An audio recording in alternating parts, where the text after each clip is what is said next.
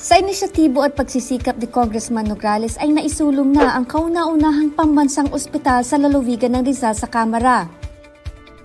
Kahit sa gitna ng krisis, hindi tumitigil ang batang-batang congressman na mapagsilbihan ng kanyang kapwa Rizalenyo. Ang priority project ni Congressman Fidel Nograles, nasuportahan po at natulungan ni na Senator Bongo at ni Congressman Mike Romero. At kamakailan lamang nagtungo si Congressman Nograles sa Barangay San Jose Rodriguez, Rizal, kasama sina Regional Director Eduardo C. Hanairo at Engineer Juliana D. Vergara para sa isang on-site inspection. Inisyatiba ni Congressman Fidel Nograles at sa leadership din niya kasi pinaghirapan niya talagang igawa ng paraan at magkaroon tayo ng hospital dito. Kaya the sooner natin maitayo, mas maaga natin ma-operate within the year.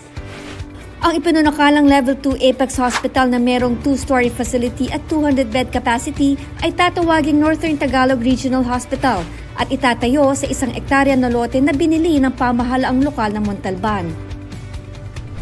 Abot langit po ang aking saya, tuwa at pasasalamat sapagkat itatayo na po natin dito sa Montalban ang pinakaunang pambansang ospital dito ho sa lalawigan ng Rizal.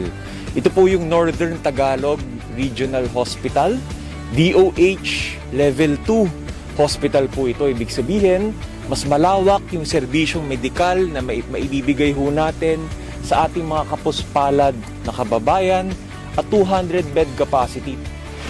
Ayon kay Hanairo, magkakaroon ito ng emergency room and outpatient department na unang pagaganahin sa sandaling ang unang yugto ng proyekto ay makukumpleto sa taong ito.